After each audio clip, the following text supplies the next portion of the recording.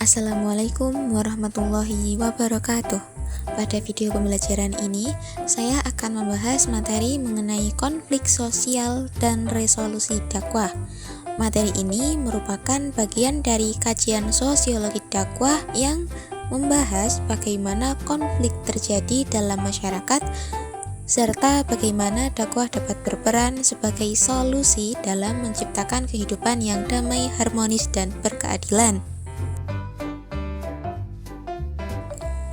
Manusia merupakan makhluk sosial yang tidak dapat hidup sendiri. Dalam kehidupan sehari-hari, manusia selalu berinteraksi dengan individu maupun kelompok lain. Interaksi tersebut melahirkan berbagai perbedaan, baik dalam kepentingan, budaya, nilai, maupun keyakinan. Perbedaan tersebut seringkali memunculkan konflik sosial. Konflik sebenarnya merupakan bagian dari dinamika kehidupan masyarakat dan tidak selalu bersifat negatif. Jika dikelola dengan baik, konflik dapat menjadi sarana perubahan sosial yang positif. Dalam konteks ini, dakwah memiliki peran penting. Dakwah tidak hanya menyampaikan ajaran agama, tetapi juga menjadi sarana untuk membangun kehidupan yang harmonis dan damai di tengah masyarakat. Dalam pembahasan ini terdapat 4 fokus utama. Pertama, memahami konsep konflik sosial dalam perspektif sosiologi dakwah. Kedua, mengetahui faktor-faktor yang menyebabkan konflik sosial. Ketiga, menganalisis peran dakwah dalam menghadapi konflik. Dan keempat, memahami bagaimana dakwah dapat digunakan sebagai sarana resolusi konflik dalam masyarakat.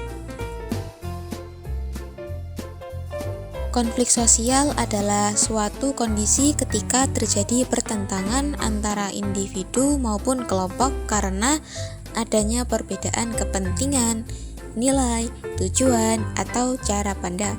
Dalam kehidupan bermasyarakat, konflik merupakan sesuatu yang wajar karena manusia memiliki latar belakang dan kepentingan yang berbeda-beda. Dalam ilmu sosiologi, konflik tidak selalu dianggap sebagai sesuatu yang buruk. Konflik dapat menjadi sarana perubahan sosial apabila dikelola dengan baik. Oleh karena itu, yang menjadi fokus utama bukanlah menghilangkan konflik, tetapi bagaimana mengelolanya agar menghasilkan dampak yang positif bagi masyarakat. Memiliki pandangan yang berbeda mengenai konflik sosial. Karl Marx berpendapat bahwa konflik muncul karena adanya ketimpangan kekuasaan dan ekonomi dalam masyarakat. Menurutnya, kelompok yang memiliki kekuasaan cenderung mendominasi kelompok yang lebih lemah sehingga memunculkan pertentangan. Sementara itu, Emil Durkheim memiliki pandangan yang lebih moderat. Ia berpendapat bahwa konflik dapat menjadi sarana untuk memperkuat solidaritas sosial ketika masyarakat mampu menyelesaikannya secara adil dan juga bijak. Dari kedua pandangan tersebut dapat dipahami bahwa konflik memiliki sisi negatif sekaligus potensi positif. Sosiologi dakwah memandang konflik sebagai bagian dari realitas sosial yang tidak dapat dihindari. Oleh karena itu, dakwah tidak boleh dilakukan dengan cara yang memperkeruh keadaan atau menambah pertentangan.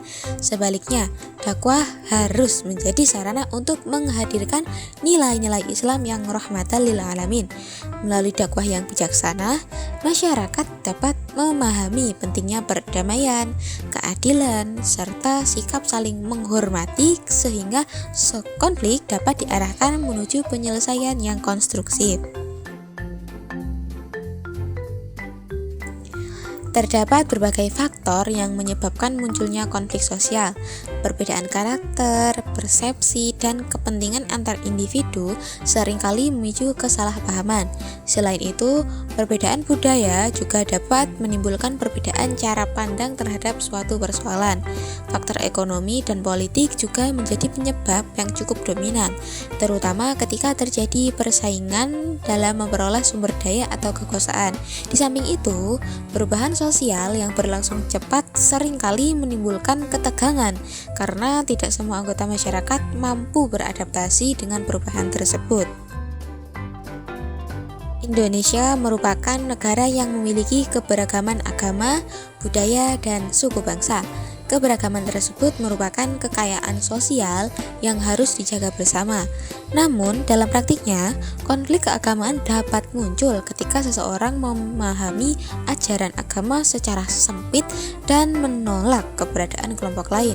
Sikap eksklusif, fanatisme berlebihan, serta rendahnya toleransi seringkali menjadi pemicu munculnya konflik.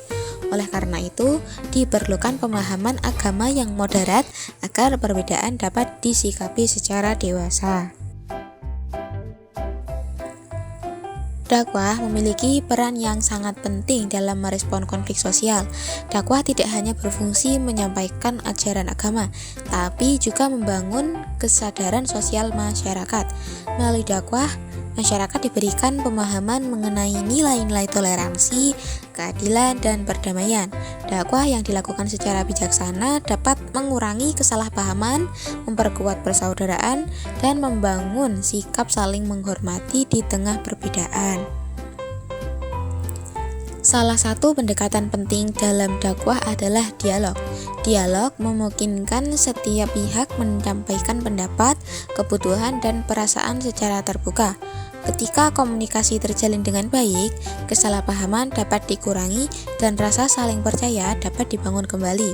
Melalui dialog, dakwah membantu mengubah pola pikir yang eksklusif menjadi lebih inklusif sehingga masyarakat mampu menerima perbedaan sebagai bagian dari kehidupan sosial. Resolusi konflik adalah upaya menyelesaikan pertentangan secara damai dan konstruktif. Dalam perspektif dakwah, penyelesaian konflik harus mengedepankan prinsip keadilan, musyawarah, dan penghormatan terhadap sesama.